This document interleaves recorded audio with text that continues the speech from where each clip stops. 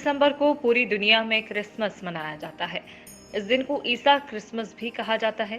वैसे तो क्रिसमस ईसाई धर्म का त्योहार है, लेकिन सभी धर्म और संस्कृति के लोग इसे उत्साह के साथ मनाते हैं।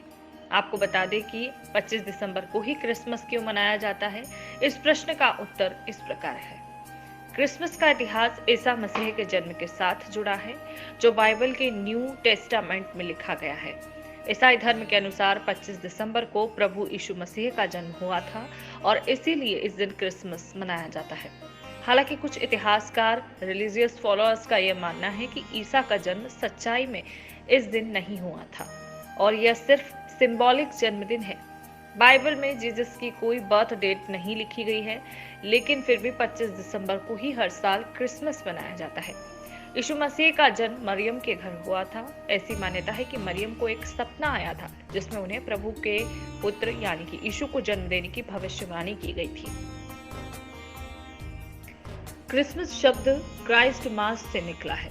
इसे पहली बार ईसाई रोमन सम्राट कॉन्स्टेंटाइन के शासन के दौरान 336 में मनाया गया था। इसके बाद पॉप जुलियस ने 25 दिसंबर को ऑफिशियल जीसस क्राइस्ट का जन्म दिवस मनाने का फैसला लिया। 25 दिसंबर से दिन लंबा होना शुरू हो जाता है, इसलिए इस दिन को सूर्य का पुनर्जन्म माना जाता है। यही कारण है कि यूरोपीय लोग 25 दिसंबर को सूर्य के उत्तरायण के मौके पर त्योहार मनाते थे। इस दिन को बड़े दिन के रूप में भी माना जाता है।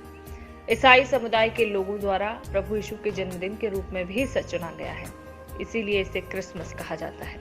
इससे पहले ईस्टर ईसाई समुदाय का मुख्य त्योहार था। पूरी दुनिया में आज क्रिसमस डे जश्न में डूबा हुआ है, मगर ईसा मसीह के जन्म स्थान बैथलहम में आज सन्नाटा छाया है। सैकड़ों वर्षों के इतिहास में 2023 में ऐसा पहली बार हुआ जब पहला ऐसा मौका आया है कि प्रभु ईसा मसीह के जन्म स्थान बैथलहम में क्रिसमस डे पर कोई जश्न नहीं है, ना कोई सजावट है, ना कोई पर्यटक जश्न के लिए आया है। पूरा का पूरा बैथलहम वीरान पड़ा है। शायद कभी किसी ने सोचा भी नहीं होगा कि ऐसा भी कोई दिन आएगा कि उनके जन्म स्थान वाले दिन पर क्रिसमस डे का जश्न मनाने वाला भी कोई नहीं होगा।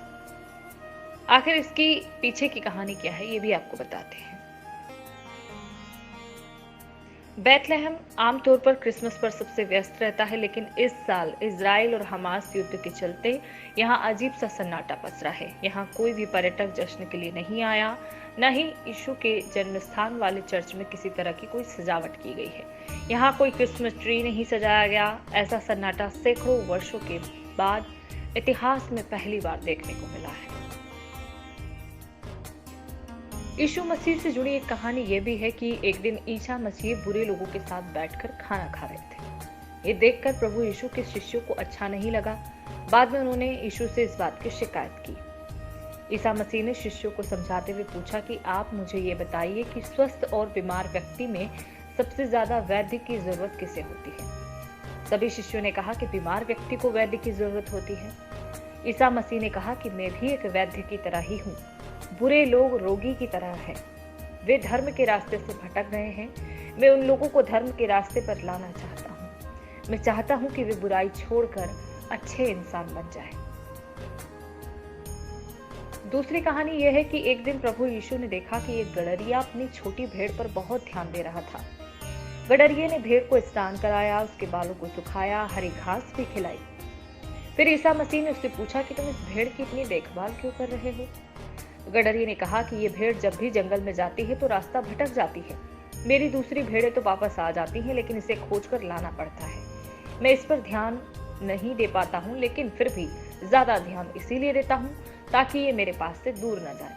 अगर कहीं जाए भी तो वापस आ जाए, रास्ता न भटके। गडरिये की इस बात पर मसीह को बहुत अच्छा लगा। उन्होंने शिष्यों को समझाया कि हमें भी उन लोगों पर ज्यादा ध्यान देना चाहिए जो धर्म के मार्ग से भटके हुए हैं, बुराइयों में फंसे हुए हैं। प्रेम से ही ऐसे लोगों को सही रास्ते पर लाया जा सकता है। तो ये है यीशु के जीवन से कुछ जुड़ी हुई जानकारियां।